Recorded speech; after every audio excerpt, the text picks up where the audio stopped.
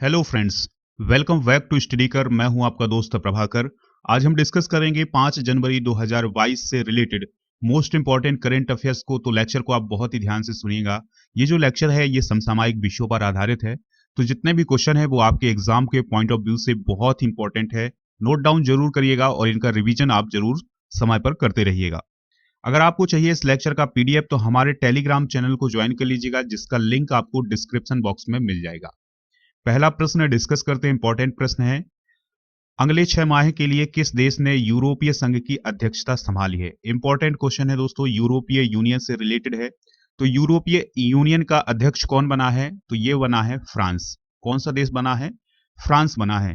दोस्तों फ्रांस ने 1 जनवरी 2022 को यूरोपीय संघ की परिषद की अध्यक्षता ग्रहण की है और वह अगले 6 माह के लिए यानी 30 जून 2022 तक वह यूरोपीय यूनियन का अध्यक्ष बना रहेगा। दोस्तों यह 13वीं बार है जब फ्रांस यूरोपीय यूनियन की परिषद का अध्यक्ष बना है।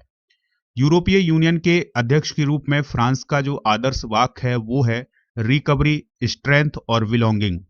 दोस्तों बात आई है फ्रांस की, तो फ्रांस की राजधानी क्या है? पेरिस है और इमैनुअल मैक्रोन जो है यहाँ के प्रेसिडेंट हैं। चलिए दोस्तों अब हम बात करते हैं यूरोपीय यूनियन की। तो यूरोपीय यूनियन 27 देशों का एक समूह है जो कि यूरोप महाद्वीप के देश हैं। तो यूरोप महाद्वीप के 27 देशों का यह एक राजनीतिक और आर्थिक मंच है। दोस्तों इसका उदय हुआ था यानी इसका जन्म हुआ था 1 जनवरी 1957 को। दोस्तों जब इसका जन्म हुआ था तब इसके केवल 6 देश सदस्य थे। 1992 में इसका आधुनिक और वैधानिक रूप से इसकी नींव रखी गई और दिसंबर 2009 में लिस्बन समझौता के द्वारा और इसमें व्यापक सुधार किए गए। दोस्तों जो कि प्रक्रिया शुरू हुई थी 1 जनवरी 2008 से, यानी 1 जनवरी 2008 से प्रक्रिया शुरू हुई थी इसमें व्यापक सुधारों की और दिसंबर 2009 में लिस्बन समझौते के तहत इसमें व्यापक सुधार किए गए थे। तो याद रखिएगा कि जो यूरोपीय यूनियन है ये यूरोप महाद्वीप के 27 देशों का एक समूह है और जो ये 27 देश हैं यह राजनीतिक और आर्थिक रूप से एक दूसरे से जुड़े हुए हैं। किस यूनियन के तहत? यूरोपीय यूनियन के तहत। चलिए अगला प्रश्न है, विश्व ब्रेल दिवस कब मनाया जाता है? आंसर है इसका 4 जनवरी को। दोस्तों हर साल 4 जनवरी को विश्व ब्रेल दिवस मनाया जाता है। दोस्तों ब्रेल दिवस लुइस ब्रेल के जन्मदिन के मौके पर मनाया जाता है। दोस्तों ये लुइस ब्रेल हैं कौन? तो इनको आप ध्यान से सुनिएगा। इन्होंने लुइस ब्रेल ने ब्रेल लिपि का आविष्कार किया था। किस लिपि का आविष्कार किया था? ब्रेल लिपि का, जो कि दृष्टिहीनों के लिए वरदान साबित हुई। दोस्तों जो लुइस ब्रेल थे यह खुद एक दृष्टिहीन व्यक्ति थे। तो इन्होंने एक ऐसी लिपि का आविष्कार किया था जिसके माध्यम से दृष्टिहीन लोग पढ़ लिख सकते हैं और बातों को समझ सकते हैं। दोस्तों ब्रेल लिपि एक भाषा है जिसका उपयोग आंखों से देख ना पाने वाले लोग लिखने और पढ़ने के लिए करते हैं। अगर हम बात करें लुइस ब्रेल की तो इनका जन्म हुआ था 4 जनवरी 1809 को। कहाँ हुआ था? किस देश में हुआ था? तो इनका जन्म हुआ था फ्रांस में। तो दोस्तों याद रखिएगा कि 4 जनवरी को कौन सा दिवस मनाया जाता है? ब्रेल दिवस या विश्व ब्रेल दिवस मनाया जाता है। अगला प्रश्न है, किस फोटो जर्नलिस्ट को मरणों उपरांत मुंबई प्रेस क्लब का रेड इंक अवार्ड 2020 दिया गया है? दोस्तों हाल ही में मुंबई प्रेस क्लब के द्वारा रेड इंक अवार्ड 2020 की घोषणा की गई है। तो इसके लिए किसे चुना गया है? तो नाम है दानिश सिद्दीकी। क्या नाम है दोस्तों? दानिश सिद्दीकी। तो दानिश सिद्दीकी को रेड इंक अवार्ड 2020 दिया गया है। दोस्तों फोटो जर्नलिस्ट हैं कौन? दानिश सिद्दीकी। तो इन्हें मुंबई प्रेस क्लब के द्वारा 2020 का मरणोपरांत जर्नलिस्ट ऑफ द ईयर का पुरस्कार दिया गया है और इस मौके पर भारत के मुख्य न्यायाधीश एन.वी. रमणा भी उपस्थित थे। दोस्तों यह अवार्ड उनकी पत्नी यानी दानिश की पत्नी फेडरिक सिद्दीकी को दिया गया। दोस्तों अब ये इंपॉर्टेंट क्यों है दानिश सिद्दीकी? तो ध्यान से सुनिएगा। 2021 में पाकिस्तान के साथ सीमा पर अफगान सुरक्षा बलों और तालिबान बलों के बीच झड़प को कवर कर रहे थे कौन?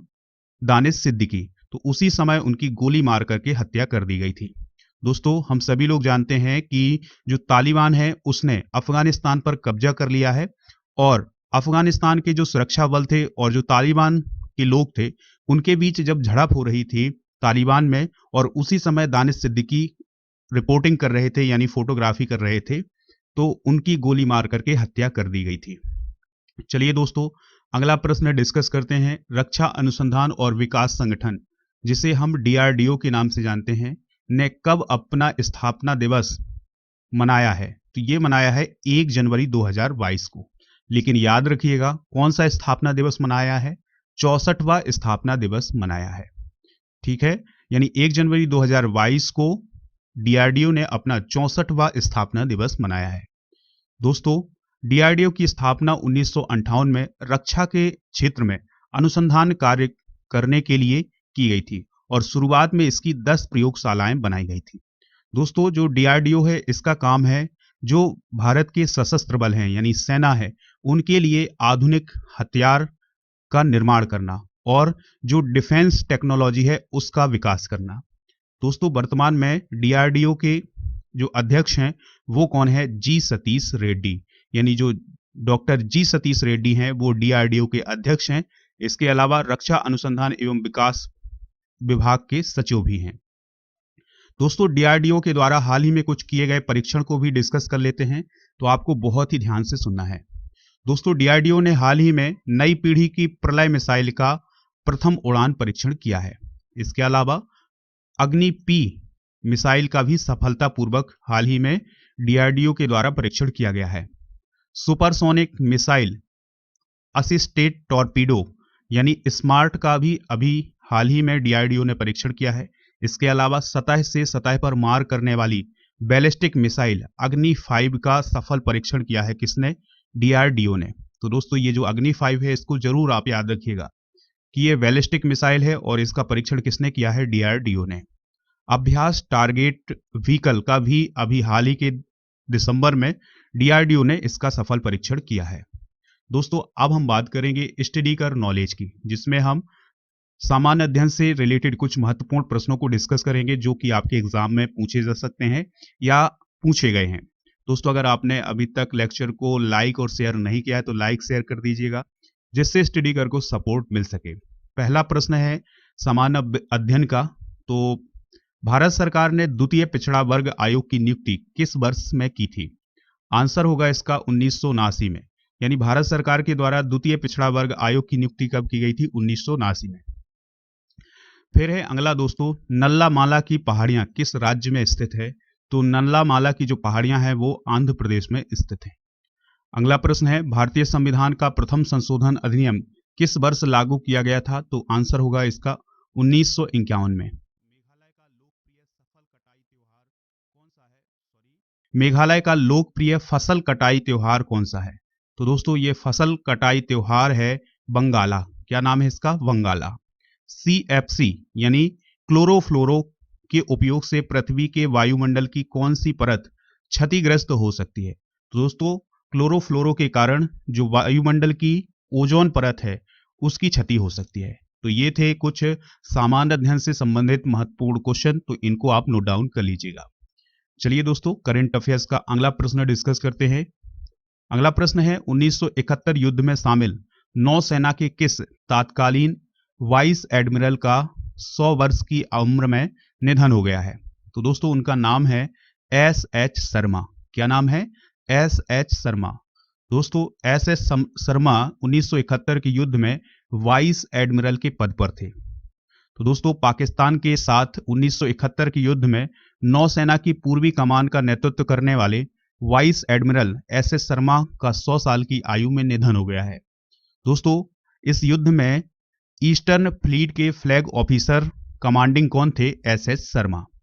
दोस्तों, 1971 का जो भारत पाकिस्तान युद्ध हुआ था उसमें पाकिस्तान को एक बड़ी हार का सामना करना पड़ा था, और इसके बाद जो पूर्वी पाकिस्तान था वो आजाद हो गया और बांग्लादेश के रूप में इसका उदय हुआ था। 16 दिसंबर 1971 को पाकिस्तानी सेना ने भारतीय सेना के सामने सरेंडर कर दिया था। तो ये पॉइंट भी आप नोट डाउन कर लीजिएगा। अगला प्रश्न है, इंपॉर्टेंट प्रश्न है, पूछा जा सकता है आपके एग्जाम में। प्रधानमंत्री नरेंद्र मोदी जी के द्वारा किस शहर में मेजर ध्यानचंद खेल विश्वविद्यालय की आधारशिला रखी गई है? यानी दोस्तों, खेल विश्वविद्यालय की आधारशिला उत्तर प्रदेश में कहां पर रखी गई है? आंसर होगा इसका मेरठ में। प्रधानमंत्री जी के द्वारा मेरठ में मेजर ध्यानचंद खेल रत्न खेल विश्वविद्यालय की आधारशिला रखी गई है। दोस्तों यह विश्वविद्यालय मेरठ के सरधना कस्बे में सलावा और कैली गांव में स्थापित किया जा रहा है। यानी दोस्तों जो मेरठ के सलावा और कैली गांव है वहां पर ये मेजर ध्यानचंद खेल विश्वविद्यालय बनाया जा रहा है। इसकी लागत की बात करें तो इसकी लागत है 700 करोड़ रुपए। दोस्तों इस विश्वविद्यालय में 1080 खिलाड़ियों जिसमें से 540 महिला और 540 पुरुष खिलाड़ियों को प्रशिक्षण दिया जा सकेगा। चलिए फ्रेंड्स अगला प्रश्न डिस्कस करते हैं। आयुष मंत्रालय ने आयुष आहार योजना को हाल ही में लॉन्च किया है। आयुष मंत्रालय के मंत्री कौन है? इंपॉर्टेंट क्वेश्चन है। यानी आयुष मंत्री कौन है अभी वर्तमान में? तो आंसर होगा इसका सर्बानंद सोनोवाल। दोस्तों आयुष मंत्रालय के मंत्री कौन है? सर्बानंद सोनोवाल। तो उनके द्वारा आयुष आहार योजना लॉन्च की गई है। इस परियोजना का उद्देश्य पौष्टिक आहार के माध्यम से स्वस्थ जीवन को बढ़ावा देना है। दोस्तों इस योजना के अंतर्गत पोषक डाइट के माध्यम से स्वस्थ जीवन को प्रोत्साहित करना है। तो याद रखिएगा कि आयुष मंत्री कौन है? सर्बानंद सोनोवाल। अगला प्रश्न है, लास्ट प्रश्न है, ध्यान से सुनिएगा। पाकिस्तान क्रिकेट टीम के किस अंतरिम कोच ने अपने पद से इस्तीफा दे दिया है? आंसर है इसका सकलैन मुश्ताक। दोस्तों पाकिस्तान के अंतरिम कोच कौन थे? सकलैन मुश्ताक। तो उन्होंने अपने पद से इस्तीफा देते हुए पाकिस्तान क्रिकेट बोर्ड को जानकारी दी है कि वह पूर्णकालिक तौर पर पाकिस्तान के कोच का पद संभाल नहीं पाएंगे, इसलिए उन्होंने अपना इस्तीफा दे दिया है। दोस्तों पूर्व स्पिनर रहे हैं सकलैन मुश्ताक। तो इनके अंडर में पाकिस्तान ने 3 सीरीज खेली हैं और सभी में इन्होंने बेहतरीन प्रदर्शन किया है। तो दोस्तों याद रखिएगा कि जो सकलैन मुश्ताक हैं ये किस देश के कोच रहे हैं, किस देश की क्रिकेट टीम के कोच रहे हैं? तो पाकिस्तान की क्रिकेट टीम के अंतरिम कोच रहे हैं जिन्होंने हाल ही में इस्तीफा दिया है। और अभी हाल ही में मोहम्मद हफीज ने भी, जो कि पाकिस्तान के क्रिकेटर रहे हैं, उन्होंने अंतर्राष्ट्रीय क्रिकेट से संन्यास लेने की घोषणा की है। चलिए दोस्तों अब हम वो प्रश्न डिस्कस करते हैं जिनके आंसर आपको कमेंट बॉक्स में देना है। तो आप बहुत ही ध्यान से सुनिएगा और इनके आंसर आप कमेंट बॉक्स में जरूर दीजिएगा। दोस्तों जब आप कमेंट बॉक्स में आंसर देते हैं तो इससे आपका जो मेमोरी पावर है वो बढ़ता है और आपका कॉन्फिडेंस लेवल भी बढ़ता है। पहला क्वेश्चन ध्यान से सुनिएगा। मेजर ध्यानचंद खेल विश्वविद्यालय उत्तर प्रदेश के किस स्थान पर खोला गया है? दूसरा प्रश्न है डीआरडीओ के वर्तमान में अध्यक्ष कौन है? तीसरा प्रश्न है लुइस ब्रेल का जन्म कब हुआ था? और चौथा प्रश्न है यूरोपीय यूनियन में कितने देश शामिल हैं? तो इन सभी प्रश्नों के आप आंसर कमेंट बॉक्स में जरूर दीजिएगा। कल के सही और सटीक आंसर दिए हैं महेंद्र सिंह, विष्णु सोलंकी, बबीता रावत, तान्या साक और प्रकाश पटेल ने। तो दोस्तों आप भी आंसर दीजिएगा, हमें इंतजार रहेगा आपके आंसर का। दोस्तों आप स्टडीकर को खबरिया पर फॉलो कर लीजिएगा, जहां पर आपको मोस्ट इंपॉर्टेंट ऑडियो लेक्चर मिल जाएंगे। इसके अलावा आपको मेरा मॉडर्न इंडियन हिस्ट्री का ऑडियो कोर्स मिल जाएगा फ्री में। तो दोस्तों अगर आप इसको फ्री में ज्वाइन करना चाहते हैं तो उसके लिए आप एक कोड यूज करिएगा स्टडीकर 01। आप हमसे व्हाट्सएप के माध्यम से भी संपर्क कर सकते हैं। व्हाट्सएप नंबर है हमारा 8602319713। राजा गुप्ता को आप अनअकैडमी पर फॉलो कर लीजिएगा, जहां पर आपको उनकी स्पेशल क्लासेस मिल जाएंगी, लाइव क्लासेस मिल जाएंगी। और दिसंबर माह में जो अनअकैडमी पर बैचेज स्टार्ट हुए हैं, अगर आप उनको ज्वाइन करना चाहते हैं तो उसके लिए आप ये कोड यूज करिएगा राजा नंबर 1। और अनअकैडमी पर आप किसी भी फ्री क्लास को ज्वाइन करना चाहते हैं तो उसके लिए भी आप कोड यूज करिएगा राजा नंबर 1। दोस्तों अगर आपको ये लेक्चर पसंद आया है तो लाइक शेयर कर दीजिएगा, जिससे स्टडीकर को सपोर्ट मिल सके। और एक और महत्वपूर्ण सूचना है कि आप स्टडीकर को सभी सोशल मीडिया प्लेटफॉर्म जैसे फेसबुक, ट्विटर, इंस्टाग्राम, यूट्यूब और व्हाट्सएप पर भी फॉलो कर सकते हैं। तो दोस्तों फॉलो कीजिएगा स्टडीकर को और बेल आइकॉन जरूर दबाइएगा, जिससे आपको समय पर नोटिफिकेशन मिलता रहेगा। मिलते हैं नेक्स्ट लेक्चर में। जय हिंद, वंदे मातरम।